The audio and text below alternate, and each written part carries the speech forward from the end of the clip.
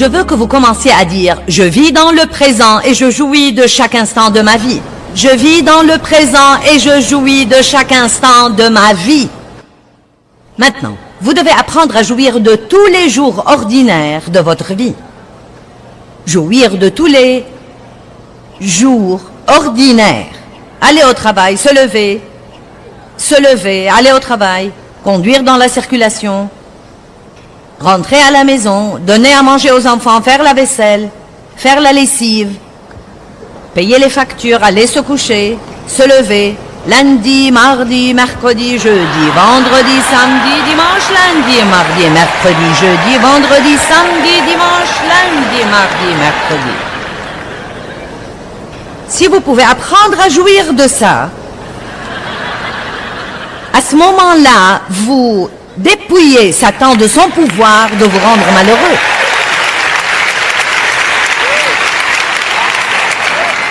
Et je vais vous dire comment faire ça.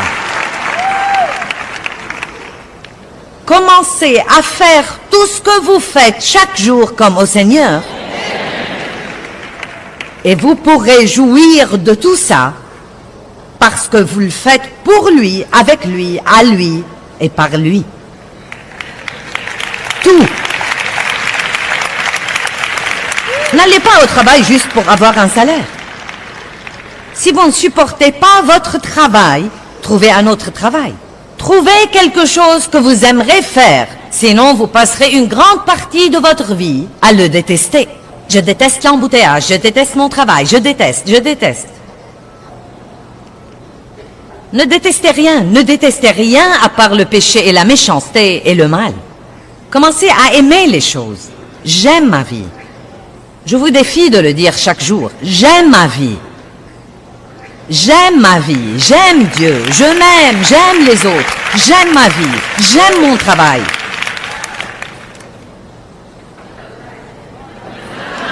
J'aime la lessive. J'aime la vaisselle. Vous allez les faire de toute façon, donc à quoi bon les détester? Non mais sérieusement. Je suis plus que vainqueur. Je peux faire cette vaisselle avec joie.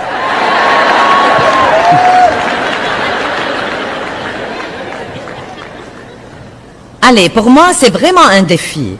Et j'aime les bons défis.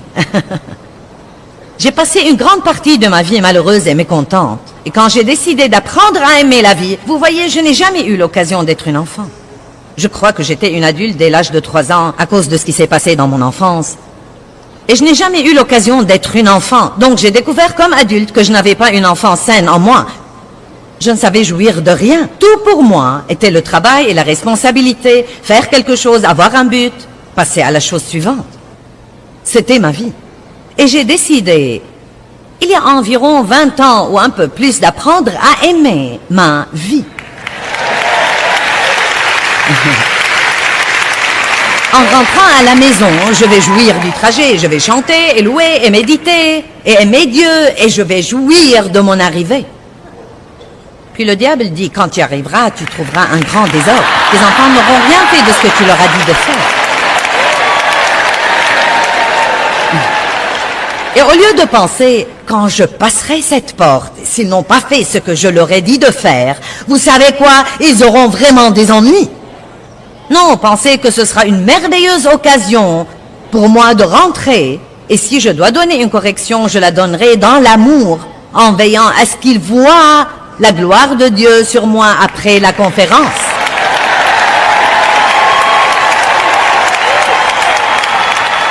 Allez, vous le savez aussi bien que moi, parfois nous projetons de piquer une bonne crise. N'est-ce pas? Nous l'avons déjà planifié. Si vous faites ça encore une fois, et ensuite secrètement vous espérez presque qu'ils le feront parce que vous cherchez une excuse pour décharger. Oui, j'ai quelques sœurs là-bas. Vous les types, vous feriez aussi bien de lever la main, vous aussi.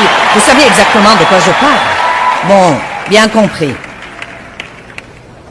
Faites tout ce que vous faites comme au Seigneur. Dieu, je vais travailler pour toi. Je nettoie cette maison pour toi. Je fais ma lessive pour toi.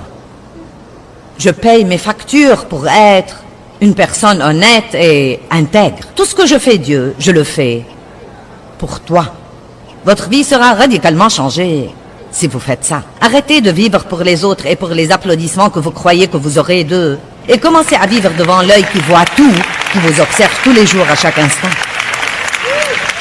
1 Pierre 3, 11, si nous pouvons regarder ce verset.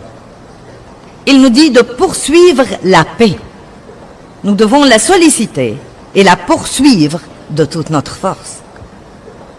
Qu'il se détourne du mal et qu'il le rejette et qu'il fasse le bien, qu'il recherche la paix, l'harmonie, la tranquillité au milieu des craintes, des passions perturbantes, des conflits moraux, et qu'il la poursuive ardemment. Ne vous bornez pas à désirer des relations paisibles avec Dieu, avec vos semblables et avec vous-même, mais recherchez-les et poursuivez-les. Laissez-moi cette partie sur l'écran. Il parle ici de 3 relations. Nous avons une relation avec Dieu. Nous devons veiller à être en paix avec Dieu. Et ce n'est pas difficile à faire. Le moyen de rester en paix avec Dieu, c'est d'éloigner le péché de votre vie. Et vous faites ça de 2 façons. Soit vous faites ce qu'il faut pour commencer, soit quand vous faites vraiment des erreurs, vous êtes prompt à vous repentir. Vous demandez à Dieu de vous pardonner, vous vous occupez de la chose, et comme ça vous pouvez maintenir la paix avec Dieu. Vous n'aurez jamais la paix avec Dieu si vous lui désobéissez. Aussi dur que vous essayez de dissimuler, vous n'aurez pas la paix avec Dieu si au très fond de vous, si vous êtes honnête avec vous-même, aussi nombreuses que soient les excuses que vous trouvez pour ce que vous faites, si au très fond de vous, vous savez que c'est quelque chose que vous ne devriez pas faire, vous n'aurez pas la paix avec Dieu. Amen. Et je ne connais pas une meilleure façon de le dire que la façon dont je viens de le dire maintenant. Quand nous voulons faire vraiment quelque chose, nous pouvons trouver des excuses. Eh bien, tous les autres le font. Dieu se fiche de ce que font tous les autres. Il s'occupe de vous personnellement et peut-être qu'il y a des gens que vous connaissez dans votre vie qui font quelque chose et ne ressentent aucune conviction de Dieu. Mais Dieu ne vous laissera pas le faire. Et vous ne devez pas contester, vous devez savoir qu'on demandera beaucoup à qui l'on a beaucoup donné. Et peut-être que vous avez demandé à Dieu quelque chose qu'ils ne lui ont pas demandé. Et si vous voulez que Dieu le fasse dans votre vie, vous aurez à marcher un peu plus que sur le chemin resserré. Je murmurais une fois, eh bien, Dieu, il paraît que tu t'occupes toujours de moi et tu sais, ils font ceci et ils font cela et ils n'ont pas l'air de croire que c'est vraiment un grand problème. Pourquoi tu me dis toujours que je ne peux pas faire ça? C'est très simple. J'ai reçu cette réponse dans mon cœur. Tu m'as demandé beaucoup de choses, tu les veux ou non? Si je veux passer à la télé tous les jours, devant une grande partie du monde entier, et partager la parole avec eux, alors, naturellement, je dois rester sur un chemin très resserré. Et dans le but de faire ça, j'ai dû apprendre à vraiment écouter Dieu. Et si je ressens une conviction, si mon cœur n'est pas tranquillisé, non mais même si c'est quelque chose que Dave n'a pas l'air d'avoir un problème à faire, si mon cœur n'est pas tranquillisé, je ne le fais pas. Amen.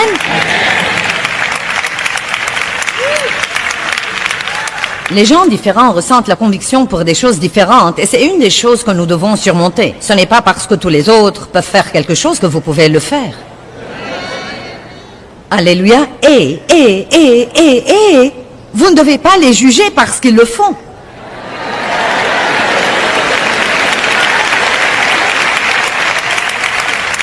Ce qui arrive, c'est que les gens qui cherchent à vivre dans la piété croient vraiment qu'ils sont les seuls à faire ça. Et maintenant, tout à coup, ils veulent juger tous les autres qui ne font pas ce qu'ils font eux-mêmes. Laissez les gens tranquilles, priez pour eux, laissez Dieu s'occuper d'eux et veillez à faire ce que vous êtes censés faire et vous pouvez être sûr que le reste ira très bien. La paix avec Dieu. La personne suivante avec qui vous devez veiller à avoir la paix est vous-même. Et je parle beaucoup de ça. J'enseigne beaucoup là-dessus parce que c'était un problème énorme de ma vie et je crois que c'est un problème dans la vie de beaucoup de gens. J'ai eu beaucoup de mal à m'entendre avec les gens et je voulais aimer les gens. Je voulais vraiment être plus gentille et aimable et patiente et miséricordieuse. Et je n'arrivais pas à faire ça et Dieu m'a finalement révélé que je ne pouvais aimer personne parce que je ne m'aimais pas. Et on ne peut pas donner ce que l'on n'a pas. C'est pourquoi travaillez sur ça. Vous devez avoir une bonne relation avec vous-même. Vous devez avoir une bonne relation avec vous-même. Et ce verset que j'avais mis sur l'écran le prouve. Remettons 1 Pierre 3:11 sur l'écran, la dernière partie de ce verset. Ne vous bornez pas passivement, paresseusement. Si seulement j'avais la paix. Ce n'est pas comme ça que vous aurez la paix. Vous devez la solliciter, la poursuivre, la rechercher ardemment de toute votre force. Vous devez trouver les choses dans votre vie qui vous volent votre paix et vous devez vous en débarrasser. Amen. Ne vous bornez pas à désirer des relations paisibles avec Dieu, avec vos semblables et avec vous-même. Donc, il parle de 3 relations distinctes, des relations où nous devons veiller à avoir la paix. Je vais donc vous demander aujourd'hui, est-ce que vous vous aimez? Certains s'aiment, mais je peux presque garantir qu'il y a ici plus de personnes qui ne s'aiment pas qu'il n'y a des personnes qui s'aiment. Vous vous aimez vous-même? Est-ce que vous vous acceptez vous-même? Vous êtes conscient de vos faiblesses aussi bien que de vos forces. Et franchement, vous vous en fichez. Maintenant, je ne suggère pas que nous ayons une habitude relâchée ou négligente à l'égard du péché. Ce n'est pas du tout ce dont je parle. Mais certaines de nos faiblesses ne sont pas des péchés. Ces faiblesses sont souvent des choses que nous aurions voulu qu'elles soient différentes. Nous aimerions être capables de faire cette chose que quelqu'un d'autre fait, mais elle semble être un tel don et si facile pour lui. Mais pour nous, elle est difficile. Il est beaucoup plus facile pour mon mari d'être calme et facile à vivre que ceci ne l'est pour moi. Car je dois vraiment me discipliner sur ce plan. Eh bien, il y a eu plusieurs fois dans ma vie où j'ai souhaité être comme lui. Non, mais je lui ai dit, ce doit être agréable de ne jamais avoir à s'inquiéter de rien ou même à essayer de ne pas s'inquiéter.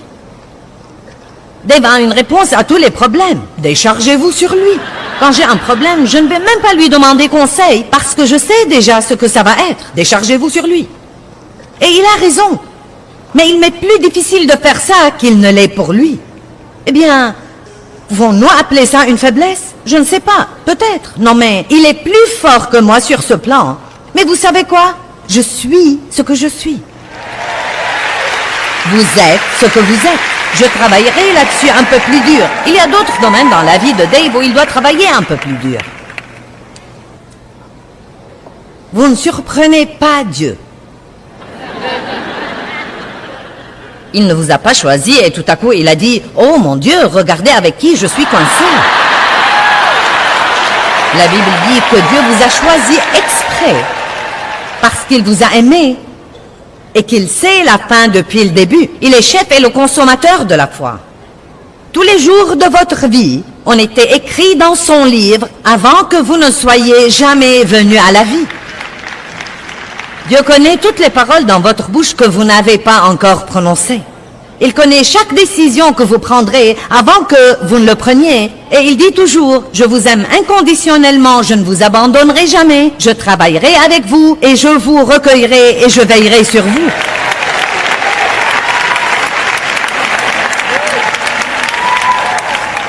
Donc si vous n'avez pas encore fini par vous accepter vous-même, vous devez faire ça. Un des moyens d'avoir la paix avec vous-même, ce n'est pas d'essayer de faire des choses pour lesquelles vous n'êtes pas doué. C'est triste de voir les gens dépenser environ 80% de leur énergie à essayer de s'améliorer dans des domaines pour lesquels ils ne sont pas doués, au lieu de passer 80% de leur temps dans les 2 ou 3 choses pour lesquelles ils sont vraiment doués et les travailler et arriver à exceller dans ces domaines. Je suis doué pour parler, donc je parle. Je suis une bouche dans le corps de Christ et je m'exerce régulièrement.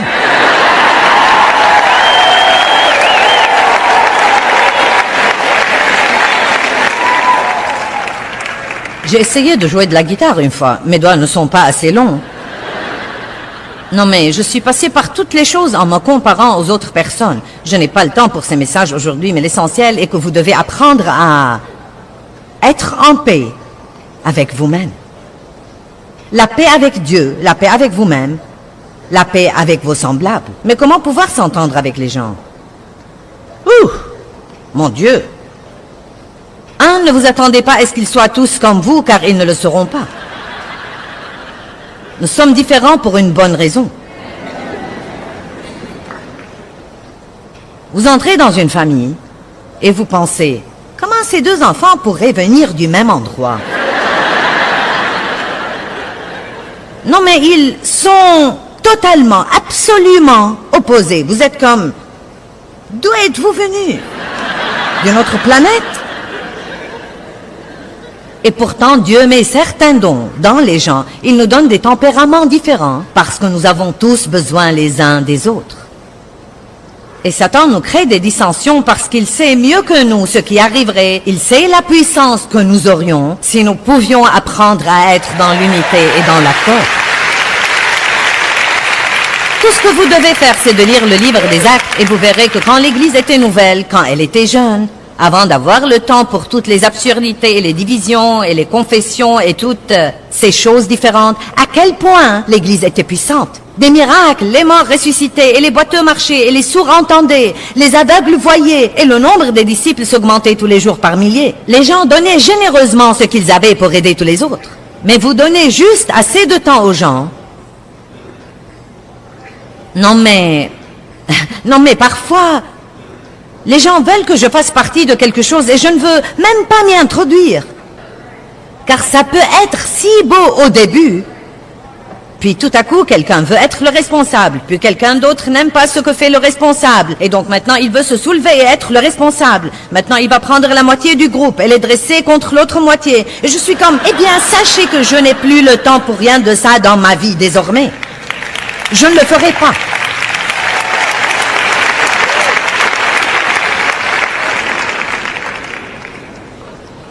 Focalisez sur les bonnes choses chez les gens plutôt que les choses que vous n'aimez pas et il vous sera facile d'être en paix avec eux.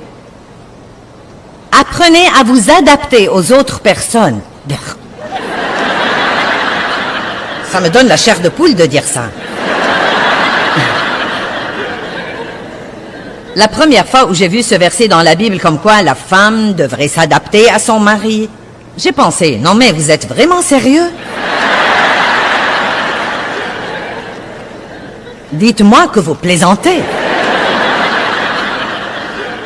J'ai dû apprendre que tout ne devait pas être comme je voulais, et parfois Dieu ne me laissait pas faire à mon idée, et qu'il voulait être sûr de ça, pour qu'il puisse voir comment j'agirais. Notre façon d'agir sous pression révèle le vrai nous, qui nous sommes vraiment. Et nous révèle beaucoup de choses dans notre vie dont nous devons encore nous occuper. Et vraiment, quand vous êtes dans une situation délicate et que vous agissez mal, vous ne devez même pas vous déprimer. Vous devez dire, Dieu, je crois que je peux toujours voir ce que nous avons à traiter. Merci pour me l'avoir montré, au moins je ne suis plus trompée. Vous pouvez même remercier Dieu. Dieu, merci pour m'avoir montré ça. Au moins, je ne suis plus trompée et je ne penserai plus beaucoup de bien de moi que je ne le devrais. C'est exactement pourquoi dans Jacques 1, il dit « Prenez de très bon cœur toutes les épreuves par lesquelles vous passez, sachant que le texte auquel votre foi est soumise produit la patience. » J'ai trouvé que ça a produit beaucoup de trucs pour moi avant d'en arriver à la patience. Non mais, beaucoup de trucs. À ce moment-là, revenez à « Je suis satisfait et stable émotionnellement. Je suis satisfait et... » Vous voyez, je vous donne l'équipement. Les choses ne vont pas comme vous voulez, vous ressentez les émotions. Il faut faire quelque chose avant qu'elles n'arrivent à votre bouche. Une fois qu'elles arrivent là, c'est trop tard. Maîtrisez-les quand elles sont toujours quelque part là.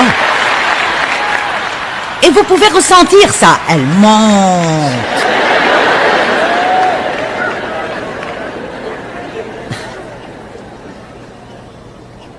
1 Corinthiens 10, 33. C'est ainsi que moi-même, je m'efforce de plaire, de m'adapter aux opinions, aux désirs et aux intérêts des autres, en m'adaptant à tous en toutes choses, en ne cherchant pas mon avantage personnel, mais celui du plus grand nombre, afin qu'il soit sauvé. Paul a dit, « Je travaille très dur pour ne pas être si imbu de moi-même et si égoïste et égocentrique pour croire que je devais faire à mon idée tout le temps. Si quelqu'un a une opinion qui diffère de la mienne, je n'en fais pas tout un plat, je le laisse avoir son opinion. Pourquoi nous travaillons si dur à essayer de faire que tout le monde pense comme nous pensons? Vous savez quoi? Je vais vous révéler un secret, c'est gratuit. Ils sont tous gratuits, mais je vais vous dire ceci.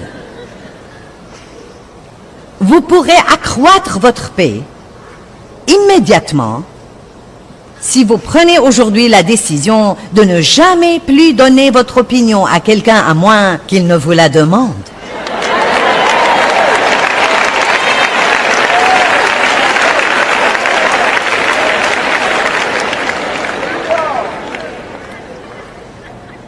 Non mais j'étais le genre de personne, j'avais hâte que quelqu'un respire dans une conversation pour que je reprenne la conversation et commencer à lui dire ce que je croyais. Je pense. Quand allons-nous comprendre que nous ne savons pas assez pour dire à quelqu'un ce que nous pensons?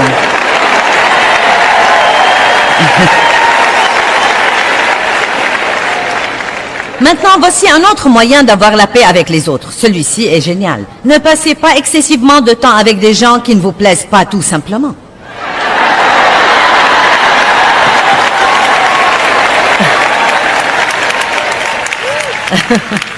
Or, je crois que je suis tenue par le commandement de Dieu d'aimer tout le monde. Mais ils ne doivent pas tous me plaire nécessairement. Non, mais il y a beaucoup de personnes que vous n'aimez vraiment pas fréquenter, autant que d'autres personnes. Et franchement, je connais des gens, non mais vraiment des gens avec qui je ne voudrais même pas aller prendre un déjeuner. Mais si je sais qu'ils ont un problème et que je pourrais les aider, j'irai pour les aider. Je sacrifierai pour les aider. Je prierai pour eux. Mais ce n'est pas vraiment la meilleure relation où j'investirai beaucoup de temps. Non pas que je ne veuille pas les aider, j'essaierai de les aider autant que je peux. Mais j'ai une personnalité très franche, hardie, agressive, plutôt une personnalité dominante. Et si je côtoie quelqu'un qui a peur de moi, cela me rend vraiment nerveuse tout le temps. Ensuite, je sens que je dois marcher sur la pointe des pieds autour d'eux tout le temps. Et je ne peux pas supporter ça. Car à ce moment-là, je sens que pour qu'ils soient eux, je ne pourrais pas être moi. Et nous ne devons pas faire ça aux gens.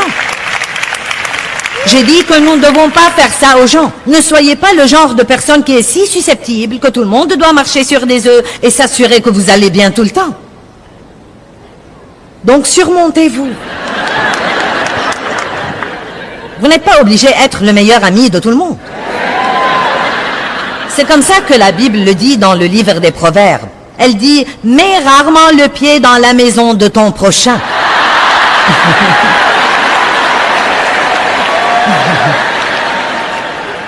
Vous savez quoi? Même les gens que vous aimez authentiquement et honnêtement et sincèrement, si vous passez tellement de temps avec eux, que vous vous impliquez dans la vie l'un de l'autre, vous finirez par ruiner ce qui aurait pu être une belle amitié.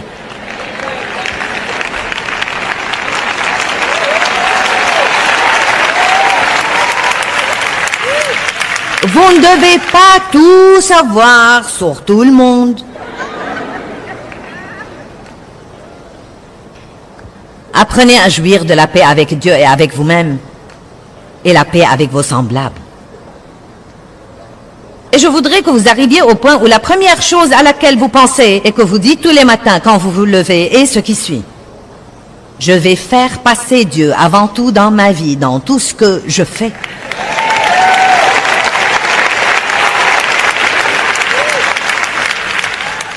Dieu est le premier dans mes pensées, ma conversation, mon temps, mon argent et toutes les décisions que je prends.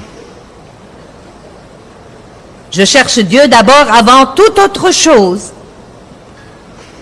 Et il ajoute, à ma vie les choses qu'il veut que j'aie. Romains chapitre 11, verset 36. Car de lui, et par lui, et pour lui, sont toutes choses. Car toutes choses émanent de lui et proviennent de lui. Toutes choses vivent par lui, et toutes choses sont centrées sur lui et tendent à s'accomplir et à se consommer en lui. À lui soit la gloire.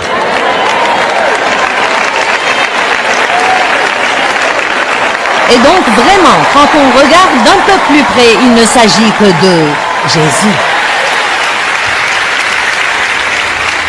Il ne s'agit que de lui. Allez maintenant, louez Dieu. Il ne s'agit que de lui. Amen. Amen. Je crois que nous pouvons correctement dire que Dieu est un Dieu relationnel. Il s'intéresse aux relations. En fait, je crois que la raison pour laquelle Dieu a créé l'homme pour commencer était pour avoir quelqu'un sur qui répandre son amour et quelqu'un avec qui être en relation, quelqu'un avec qui communier. Et je dis tout le temps, Jésus n'est pas mort pour que nous puissions tous avoir une religion, mais il est mort pour que nous puissions avoir une relation personnelle avec Dieu le Père, par lui. Et vous savez quoi? Dieu se soucie non seulement de notre relation avec lui, mais encore de toutes nos relations. Je crois en fait que la Bible est en grande partie un livre sur les relations. Et la Bible nous enseigne que nous devons aimer Dieu, nous aimer nous-mêmes et aimer vraiment les autres. Et je fais beaucoup d'enseignements sur ce thème, et j'ai fini par comprendre de ma propre vie, et je le partage avec les autres, que nous devons recevoir l'amour de Dieu comme un don gratuit, lui rendre son amour, laisser cet amour nous guérir pour que nous puissions avoir la confiance et savoir qui nous sommes en Christ, et avoir une bonne relation avec nous-mêmes. Et à partir de là, nous pouvons commencer à aimer les autres.